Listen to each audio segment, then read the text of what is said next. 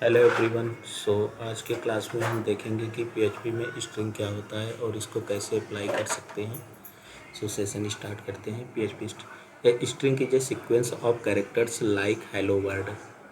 Strings in PHP are surrounded by either double quotes, quotation markers और single quotation markers. Basically क्या होता है कि हम स्ट्रिंग को सिंगल या डबल कोट में लिखते हैं। तो मैं यहाँ पे हमें इसका एक एग्जांपल देख लेते हैं कि हम कैसे राइट करेंगे और इसका आउटपुट हमें कैसे फाइंड होगा। मैं यहाँ पे एक फ़ाइल बनाता हूँ 9.php।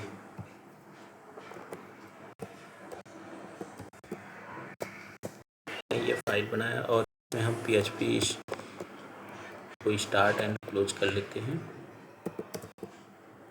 ठीक। अब यहाँ पे जैसे मैं कोई एक लिखता हूँ कि हेलो, ठीक है। और हम इसका रिजल्ट अगर देखना चाहें तो हमें अब देख रहे हैं कि हमने यहाँ पे डबल कोड में हेलो डिफाइन किया हुआ है। हम यहाँ पे अब इको राइट करेंगे और आफ्टर इको राइट करने के बाद हमें यहाँ पे हेलो का रिजल्ट कैसे फाइंड होता है हम यहाँ पे देख लेते हैं कि ठीक है।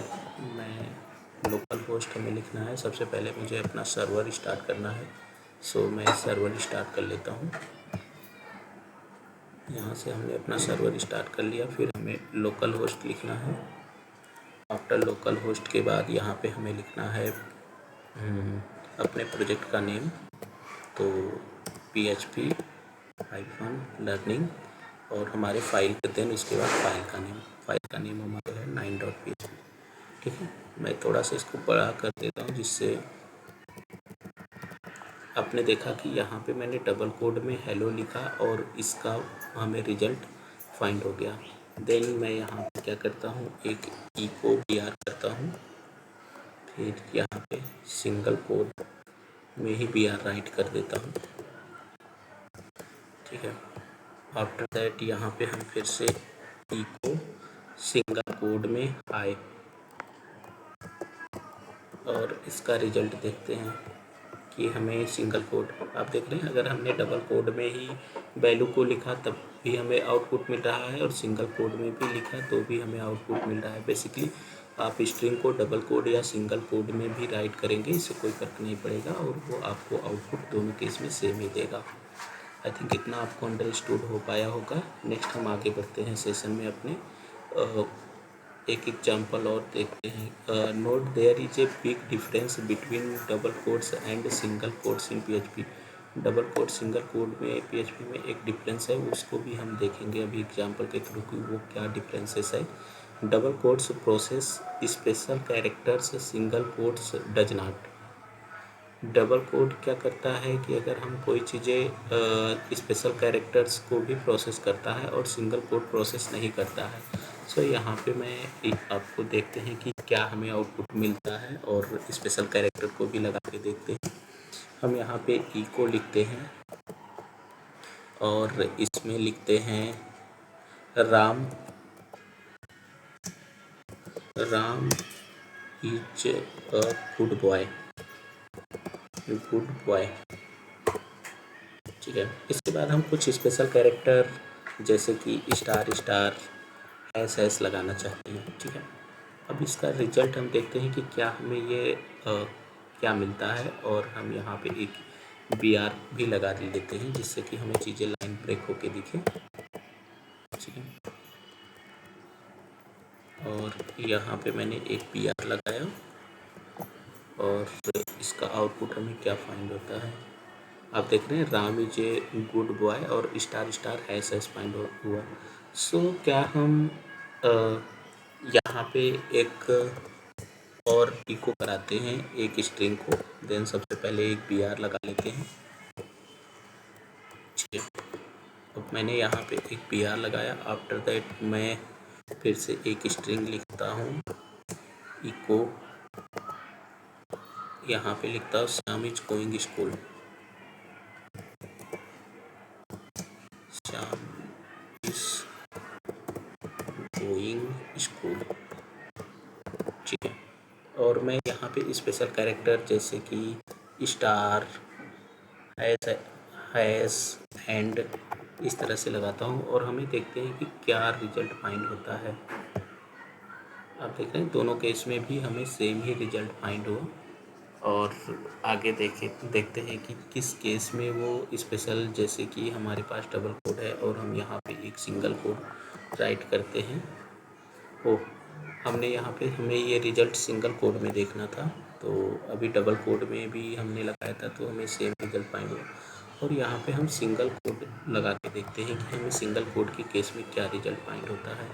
सो मैंने यहाँ पे सिंगल कोड लगाया और रिफ्रेश। आप देख रहे हैं सिंगल कोड लगाते हैं या डबल कोड, दोनों केस में हमें सेम ही रिजल्ट फाइंड होता है। और अगर मैं सिंगल कोड के अंदर यहाँ पे एक डबल कोड ऐसे लिखता हूँ तो क्या ये वर्क करता है, ये भी हम चेक करते हैं। आप देख रहे हैं कि अगर आप सिंगल कोड में डबल कोड इस तरह से लगाएंगे और अगर 2 डबल कोड लगाएंगे तो भी क्या ये वर्क करेगा, हम ये भी देख लेते हैं। दोनों केस में ये वर्क कर रहा है। और अगर इसके अंदर हमने एक सिंगल कोड लगाया तो देन इस केस में क्या अभी वर्क करेगा, अभी देखना कि वो पार सिंटैक्स एरर, बिकॉज कि हम अगर सिंगल कोड में कोई सिंटैक्स को लिख रहे हैं तो उसके अंदर हमें सिंगल कोड नहीं डिफाइन कर सकते, जैसे कि डबल कोड। अगर हमें सिंगल कोड यूज भी करना है, सो अगर इन दोनों लाइनों के बीच में, सो सबसे पहले हमें क्या करना होगा, डॉट डबल सिंगल कोड लगाएंगे, फिर डॉट डॉट करेंगे, फिर यहाँ पे हम डबल कोड लगाएंगे और डबल कोड के अंदर हम अब सिंगल कोड का यूज करेंगे। सो इस केस में हमें अब एरर फाइंड नहीं होगी। सो आप देख रहे हैं कि हमने easily single code double quote इस तरह से यूज कर लिया है कि हम सिंगल कोड अगर हमें कभी यूज करना होगा तो कैसे अप्लाई कर पाएंगे। नेक्स्ट, डबल और single quotes. You can use double और single quotes but you should be aware of the difference between the two. Double code string perform actions the special characters. That example, when there is a variable in the string, it returns the value of the variable. वो कह रहा है कि हम यहाँ पे इसका example देखेंगे कि डबल कोड और सिंगल कोड के बेस में और वेरिएबल बना के। सो मैं यहाँ पे एक इको बी आर कर लेते हैं और उस केस में हमें क्या रिजल्ट फाइंड होता है जब हम सिंगल कोड या डबल कोड के अंदर यूज करेंगे वेरिएबल्स का। ठीक है, मैं यहाँ पे लिखा कि $x, मैंने एक वेरिएबल बनाया जिसका नाम जॉन रखा वैल्यू और इको हेलो $x। तो डबल कोड के अंदर क्या हमें इसका रिजल्ट फाइंड होता है, आप देख रहे हैं हेलो $x। ठीक है, मैंने यहाँ पे दोबारा से क्या किया, इको बी आर कराया। ठीक है, इको बी आर करने के बाद मैंने यहाँ पे एक वेरिएबल बनाया $y इक्वल टू, यहाँ पे मैंने राइट किया श्याम। ठीक है, मैंने यहाँ पे अगर श्याम राइट किया और मैं अब इसको हाय श्याम लिखना चाहता हूँ सिंगल कोड में, तो मैं यहाँ पे लिखता हूँ इको और यहाँ पे सिंगल कोड लगाता हूँ और यहाँ पे लिखता हूँ हाय $y। ठीक है, इस केस में हमें क्या रिजल्ट फाइंड होता है ये देखते हैं। आप देख रहे हैं कि हमने सिंगल कोड में हाय $y लिखा, तो जबकि ये सिंगल कोड में क्या कर रहा है कि इस वेरिएबल को कंसीडर नहीं कर रहा है। डबल केस में आपने देखा डबल कोड में कि $x अगर हमने डबल कोड में डिफाइन किया तो उसके केस में $x तो वर्क करता है, लेकिन आप देख रहे हैं कि $y यहाँ पे वर्क नहीं कर रहा है। और हम अगर इसको यहाँ पे एक इको बी आर करते हैं, इको बी आर कर लेते हैं, सो और यहाँ पे हम दोबारा से इको और डबल कोड में यहाँ पे लिखते हैं हाय $y। ठीक है, तो यहाँ पे मैंने लिखा हाय $y, राइट। तो देन आप देखना कि अब इस केस में हमें $y मतलब हाय श्याम रिजल्ट आना चाहिए। सो क्या हमें ये रिजल्ट फाइंड होता है, तो आप देख रहे हैं हाय श्याम। बेसिकली जो मेन डिफरेंसेस है सिंगल कोड और डबल कोड में वो क्या है कि अगर कोई भी वेरिएबल है आपके पास, उस वेरिएबल को अगर आप सिंगल कोड में राइट करेंगे तो वो सिंगल कोड में केवल वेरिएबल के नेम को ही कंसीडर करेगा, लेकिन उसकी वैल्यू डिस्प्ले नहीं कराएगा। लेकिन अगर आपने डबल कोड के अंदर वो वेरिएबल डिफाइन किया तो उस वेरिएबल की जो भी वैल्यू होगी हमें वो फाइंड होगी। तो बेसिकली जो मेजर डिफरेंस है सिंगल कोड और डबल कोड में यही है कि अगर हम सिंगल कोड में किसी भी वेरिएबल के वैल्यू को इको कराएंगे तो उसमें हमें वेरिएबल का नेम इको होगा, लेकिन अगर डबल कोड के अंदर हम इको कराएंगे किसी वेरिएबल को तो हमें उसकी वैल्यू फाइंड होगी। सो ये इसका एक मेजर डिफरेंस है। नेक्स्ट आगे हम और भी देखते हैं कि सिंगल कोड और डबल कोड में और क्या चीज़ें होती। Single code string does not perform much such actions, it returns the string like it was written within a variables names, जो कि हमने एग्जांपल देख लिया है अभी। Single code string literally return the string is it as, right. Next हम string के length को चेक करते हैं। तो str किसी स्ट्रिंग के लेंथ को हम कैसे चेक कर पाएंगे कितनी लेंथ है। तो दी PHP str length function returns the length of a string. Basically length का मतलब है कि हमारे उस स्ट्रिंग में कितने कैरेक्टर लिखे गए हैं। हम यहाँ पे एक इको br करते हैं, इसका str लेंथ का एग्जाम्पल देखते हैं। ठीक है, मैंने यहाँ पे br लिखा और यहाँ पे मैं लिखता हूँ डॉलर करके कोई वेरिएबल बना लेता हूँ, $C equal to Ram is going school. ठीक है, मैं यहाँ पे लिखता हूँ राम इज गोइंग स्कूल। ठीक है, तो अभी हम $C वेरिएबल को रिटर्न कराते हैं कि हमें इसके अकॉर्डिंग की str लेन में हमें इसका लेंथ चेक करना है। राम इज गोइंग स्कूल, तो हमें इसकी कितना लेंथ आती है। तो हम सिंपल क्या करेंगे, इको str लेन फंक्शन का यूज करेंगे और इसके अंदर हम क्या डिफाइन करेंगे, $C। ठीक है, तो $C के अंदर अब हमें कितनी वैल्यू फाइंड होती है ये काउंट करेंगे। ठीक है, हमने str लेन को आप ये करा है कि 19 कैरेक्टर्स हैं, तो क्या 19 कैरेक्टर्स हैं इस लेंथ के अंदर, हम काउंट कर लेते हैं 1 2 3 और एक स्पेस को भी काउंट करना है 4 5 6 7 8 9 10 11 12 13 14 15 16 17 18 19।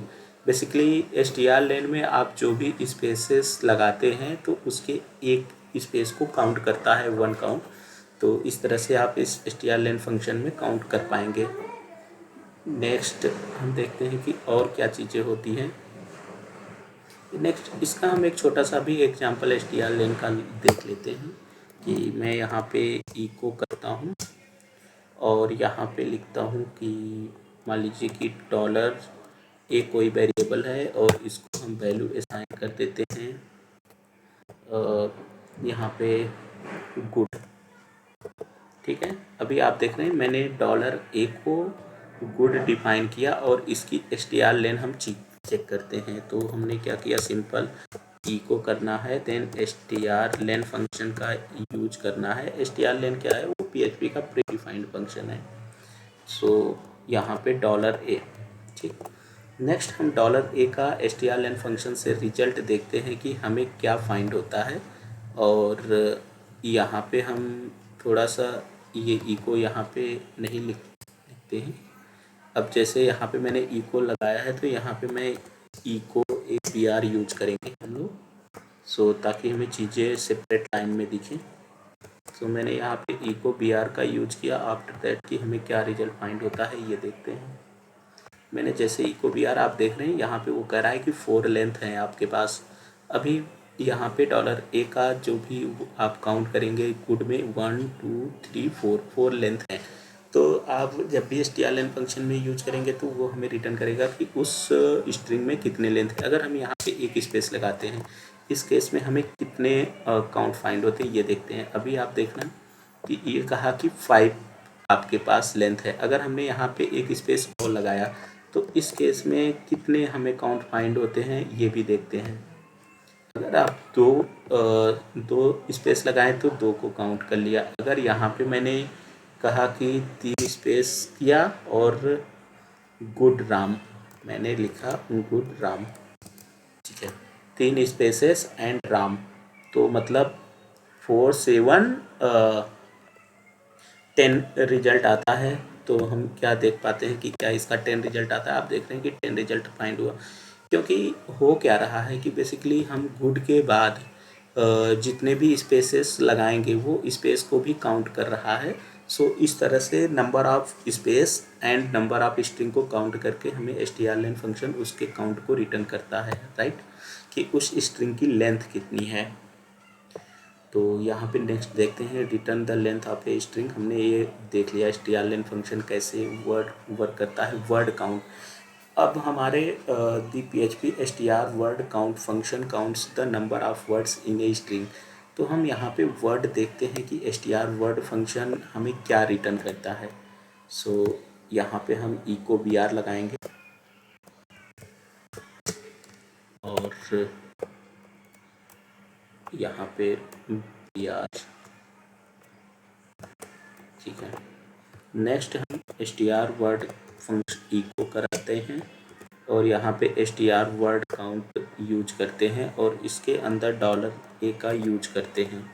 सो अब हमारे पास str वर्ड काउंट कितने रिजल्ट को रिटर्न करता है ये देख लेते हैं। सो मैंने यहाँ पे आप देख रहे हैं कि ये 2 वर्ड को काउंट कर रहा है। 2 वर्ड क्या क्या काउंट कर रहा है कि अब मैंने $a को रिटर्न कराया, तो $a में पहला वर्ड क्या है, गुड, और दूसरा वर्ड क्या है, राम। तो बेसिकली गुड एक वर्ड हो गया एंड सेकंड क्या हो गया, राम।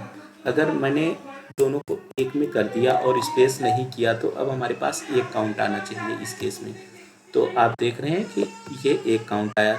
तो आप ये डिपेंड, वर्ड काउंट का नंबर ऑफ स्पेस से डिपेंड नहीं करता है कि हमने कितने काउंट रखे हैं, क्या है, कैसे है। सो इस तरह से आप str वर्ड काउंट को चेक कर पाएंगे। तो नेक्स्ट हम देख लेते हैं कि और क्या चीज़ें होती हैं। तो example count the number of word in the string hello word. तो हेलो वर्ड में भी मैंने आपको देख सकते हैं। देन और क्या चीज़ें हैं, search for the text with in a string PHP strPOS। तो strPOS function search for a specific text with in a string. तो एक किसी हमें स्पेसिफिक टेक्स्ट को सर्च करना है तो हम क्या कहेंगे कि यहाँ पे हम strPOS फंक्शन में चेक करेंगे कि किसी भी स्पेसिफिक टेक्स्ट, ठीक है, strPOS फंक्शन का यूज करते हैं और हमें वो क्या रिटर्न करता है। तो यहाँ पे हम देख लेते हैं इको और यहाँ पे हम लगाएंगे bra, जिस ओ Ctrl+Z। तो मैंने यहाँ पे क्या किया, इको, तो यहाँ पे मैंने क्या किया, एक br लगाया, ठीक है। मैं यहाँ पे br लगाया। आफ्टर दैट कि हमें इसका strPOS फंक्शन कैसे रिटर्न करता है, तो मैं strPOS फंक्शन लिखता हूँ और यहाँ पे इको करा के देखते हैं, इको। और मैंने यहाँ पे इसको इस तरह से लिखा और यहाँ पे मैं डिफाइन करता हूँ सिंगल कोड में। तो यहाँ पे मैं लिखता हूँ गुड, ठीक है।